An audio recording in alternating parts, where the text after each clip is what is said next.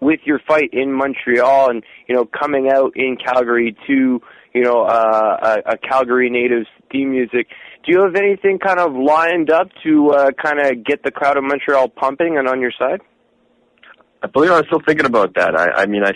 They're already asking me for my ring entrance music, or UFC is at least, so I have to come up with something good. So I'm still thinking about it, and if I do, certainly, hopefully I'll surprise everyone with it. I'll tell you what, Antonio, Bret Hart actually has quite a following here in Montreal. I saw Bret recently here at a Monday Night Raw in Montreal. Of course, several years. It was the first time he'd been back since the screw job. We love Bret Hart here in Montreal. I think that you'd do very well. You would get over, as they say, if you put on Bret Hart's music and came out to that. I thought about that too, and you know what? It might even happen, because I did think about that, and I do remember the ovation that he got when he was there, and I know they love him. So it's definitely something in the back of my head. Who knows? Maybe it will happen. Do you have a favorite Bret Hart match? I always liked his matches against Mr. Perfect SummerSlam. I think it was 92 or 91. I can't remember exactly, but definitely his matches with Mr. Perfect. Fantastic. And do you still watch wrestling? Not as much as I used to. I mean, I guess we are kind of like the real pro wrestling of the world, I guess. We're the real guys. Even Bret Hart even told that to me. He's like, we're just kind of the fantasy. We're playing up the fantasy. But don't get me wrong, I respect the pro wrestling a lot, big time, and there's still a part of me that always, it's always I guess will always be a part of me. And the occasional time I do watch it, but certainly not as much as I did when I was a little bit younger. Now, I saw on your Twitter page, at Antonio Pato MMA, that you were recently in Japan. What were you doing out there? Oh, no, I wasn't in Japan, actually. Oh, no? Recently. That was probably a bit older photo that I found. Oh, okay. All right, so you weren't in Japan. Well, that's good. You're not doing big... what were you doing when you did go to Japan? Was that just for a fight, or did you go there to train as well? No, I lived there for 2 years. There was a part of my career I spent 2 years there, because at the time the featherweights only existed out there. The WEC was just coming about, and Zuffa hadn't bought them at the time. But the best guys in the world used to fight in Shuto and Deep and on the organizations in Japan, and I was a Shuto guy, and in North America they had leagues out here, and I got scouted by the gentleman that does all the scouting for the Japanese Shuto organization. That's where all the best guys would fight.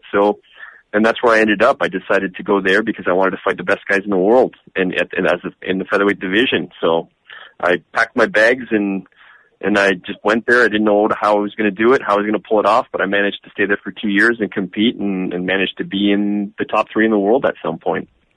Yeah, and picking up a victory over Hatsuhioki is not so bad.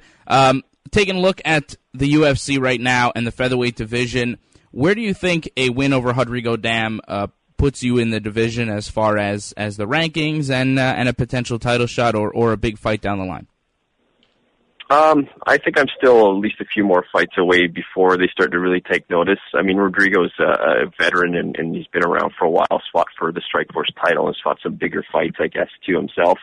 But in the grand scheme of the featherweight division, there's so many tough guys right now that are in line that are certainly doing much better than I am at this point. I right out the gate I faltered, so I have to really look at that as an issue. I mean, I have to erase that. It's still not erased despite my last performance. I think I still have to win impressively this time and the next time, and maybe even another time after that. So before they actually start to take notice and then go from there, because there's so many guys in line right now that are especially with Frankie Edgar dropping now too as well. Like it's a huge climb. And like I said, you got to take it one step at a time. It's very, very difficult. The featherweight division is really opened up in the UFC. I think there's about 60 fighters on the roster right now, and our jobs are hanging on by a string. Like if we make a mistake or we don't perform, then we're at a point where we're going to get cut, and that's just the way it is, and that's just business. There's too many guys, and they need to get rid of people, so we have to be impressive. Yeah, no doubt the featherweight division right now, very, very stacked. Antonio Carvalho, your nickname, Pato, it means duck. Why? Where did that happen? How did you get there?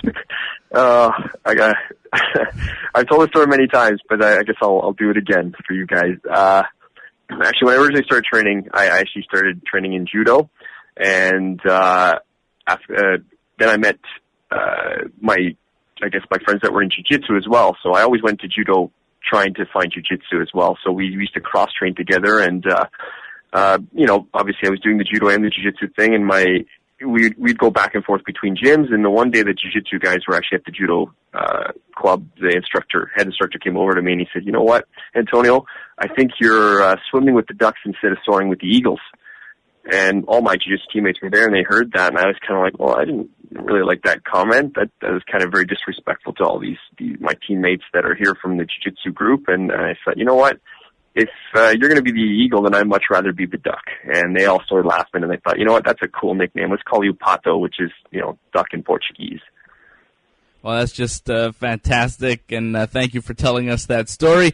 Now we know. Now we can spread the word and explain it to everyone. Antonio, just before we wrap up here, we do a rapid-fire, 10 questions, one or the other. I'm going to ask you a series of questions, and you just give me your answer.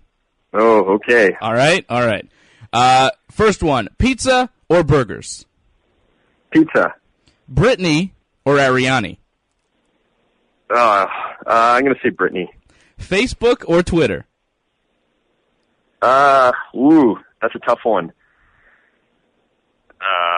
Facebook. Pacquiao or Mayweather?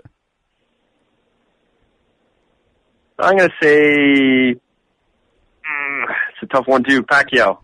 Here's a wrestling one for you. CM Punk or John Cena? Oh, CM Punk all the way. Oh, yeah. Coke or Pepsi? I'm going to say Coke. John Jones or Chael Sonnen? John Jones. Mac or PC? Oh, I prefer Mac, actually. Dana or Lorenzo? Ooh, that's a tough one. Oh. I guess Dana, because he gives us those spiels and tells us how we can make more money if we actually perform. So there. Yeah, but the money comes from Lorenzo. This is true. See, that's it's kind of like one of those questions, yeah. That's a tough one. Can I say Dana and Lorenzo? There. Yeah, you can do that. Cain Velasquez did that, so we'll let you do that as well. All right. The two of them for sure then. All right, good. I never said it would be easy. David Letterman or Jay Leno? Oh. I'm going to say David Letterman at the end. That's a good answer. And finally, Frankie Edgar or Jose Aldo? Ooh, that's a good one.